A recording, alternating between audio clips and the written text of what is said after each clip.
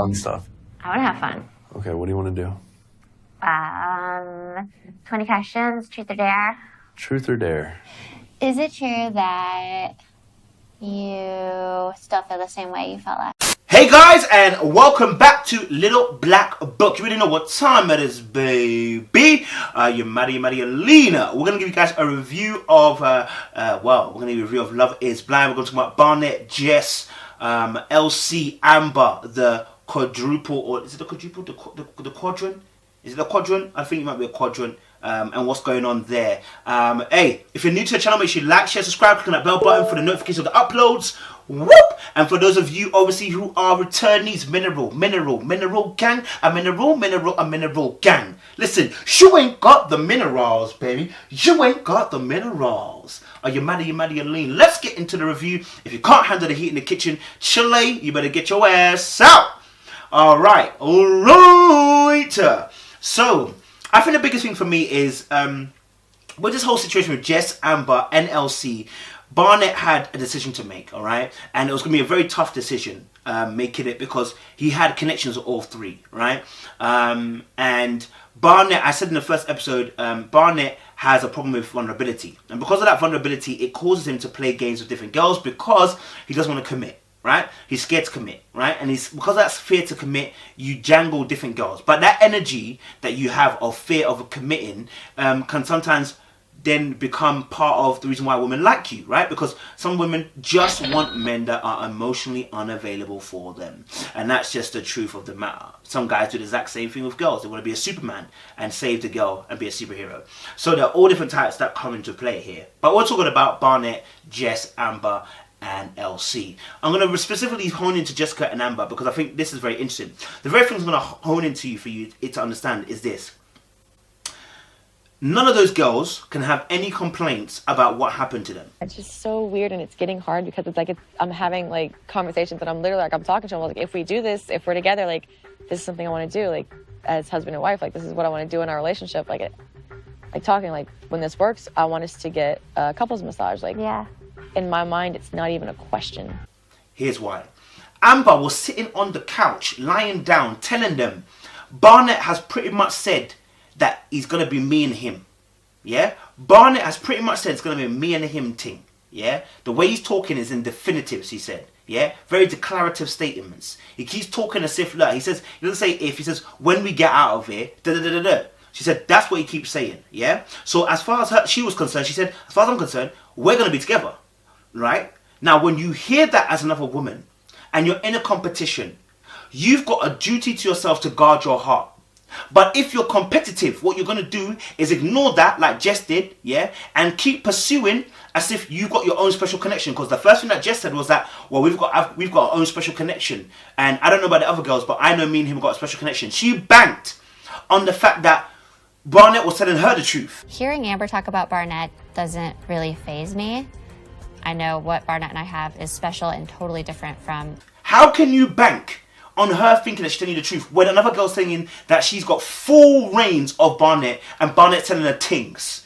That makes no sense. Bearing in mind, Jess also from the last episode told us she likes the player vibe she's getting from Barnett. So she's got no complaints at the end to be crying and moaning about she didn't know what she was doing. It was all him, taking a lack of accountability from her actions when she knew exactly what she was doing when she went into it. Yeah? She knew exactly. It was a flirt, up until a point, like she told Diamond, and then suddenly it took a bit more serious turn, and now she's feeling Barnett. Really, felt...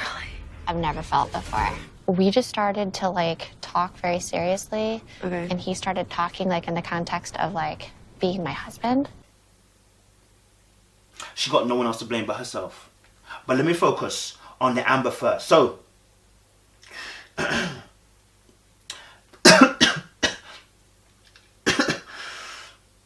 interesting enough, Barnett said obviously as well when you're talking to Rory that his most kind of serious conversation was coming from not Jess but from Amber.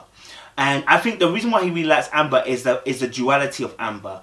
Very confident, very energetic, very on the ball, forward as well, but she can have a bant in a sexual manner and then keep a serious conversation. And let me tell you something, for us guys, we love a little bit of that.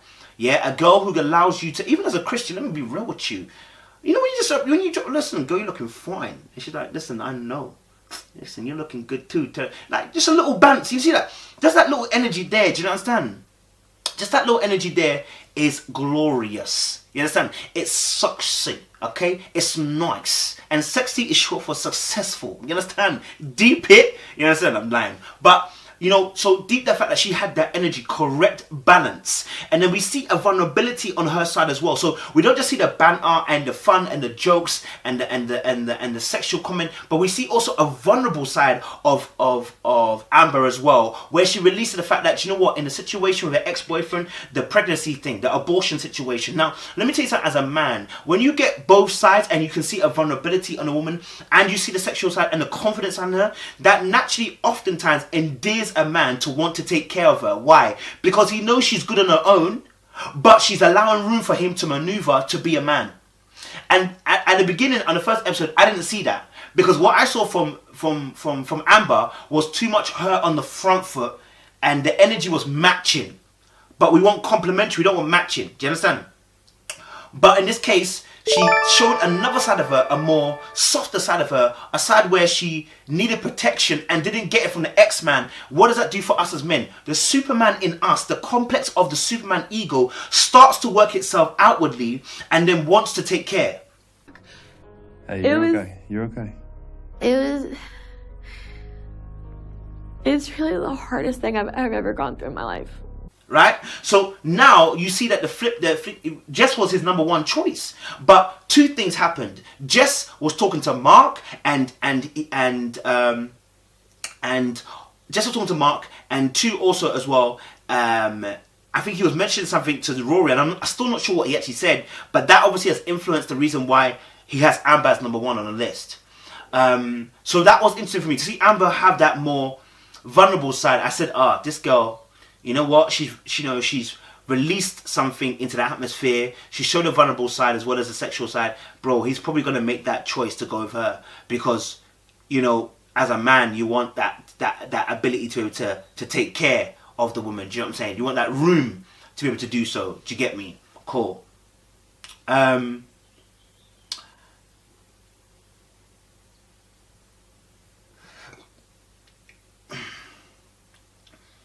The problem, move on to just the Jess part. The problem with Jess and the Barnett situation was the fact that Jess obviously had Mark on the side and had almost pretty much affirmed that it was her and Mark thing. Now, she did let some nibbits off in the fact that she was saying in the first episode that, you know, she had Barnett connection.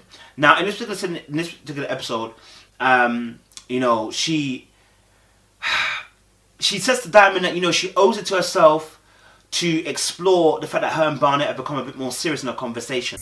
Developing into more, I have to see what happens with Barnett. She doesn't owe anything to anybody. What she does owe is the loyalty to Mark. Here's why. Because you knew that Barnett was a player and yet you still want to continue that particular road. Then you're a fool. You're a fool. If you know what you're going down that road leads to and you continue to lead down it, then you're a fool. You've got no one else to blame. And we do this in relationships all the time, don't we? We go into relationships where we know for sure, that goon, that guy, he's a goon. Yeah, no, he's not good for you. And you know it, full in, full out. But I can, inside of your head, there's a little voice saying, but no, I can change him. Oh, but he's going to make a difference for me. Oh, but no, he will change for me. They ain't changing for nobody except themselves. My friend, listen, get it right, get it tight. Listen, so when Jess was dealing with the Barnett situation, even Diamond recommended, I think you should stay with Mark. Because you came in the first day saying, it's Mark, it's Mark, it's Mark. And suddenly now it's Barnett, who you've heard a girl say, they are not releasing their position. They are making Barnett number one. And that's it. And Barnett has made them number one. So you got no one else to blame. But yet you're still going down that road because... Why? Sometimes habits, we're creatures of habit, and the bad habits that we have sometimes continue to come out. Maybe those boys the guys you've been dating in the past have been similar to him with the same energy, and you still couldn't stay away from it. You still couldn't change your behavior, and that's a problem. And one thing I realized about Jessica, she's very clever. When she's in a pod, I know, and oh my God, and you know, Barnett, I love you, Barnett. And when she's talking to the camera when it's one-on-one, Barnett, you know, I know he's good for me. So you got two different voices. I clocked and I said, oh, this girl is very smart. You're playing the game. You know how to make your voice soft, succulent, and inviting, isn't it? That's why Barnett said she had a sexy voice. Okay, we've clocked it now. We see you. And then obviously when Jess actually did speak to Barnett, it was interesting because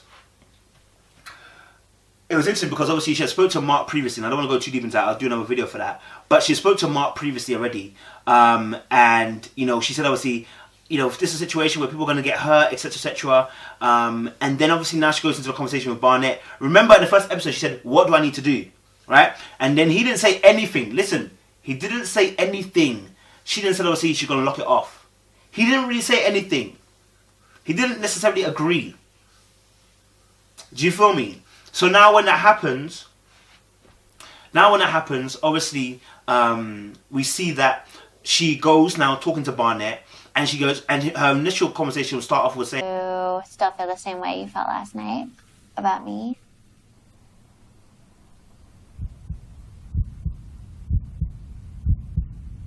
I don't know. You know, truth or dare, is it true that you still care for me the same way you did yesterday? Well, girl, you played a truth or dare, and now my man said, listen, nah. And she's like, what? And she thought she was, is he joking? He says, nah, I'm not joking. It's not, it's changed. Right? Because the same thing that she did to Mark, Barnett's now doing to her. You get me? And someone might say karma. I don't call it karma. I say this is just straight facts. You know, she was never secure with Barnett in the first place. So she made a dash for something that she was never secure in. And that's the problem. And so when obviously he's saying that, you know, I've changed my ways towards you, I'm not feeling the way you're feeling. You know, she's trying to say like, what? How did this change? How did this happen? Oh, how did yours happen? How did you not see Mark anymore? Yeah? And your excuse was that he's young. Not that you were talking to somebody else, but he's young. He's a fuckboy. I just walked out on him.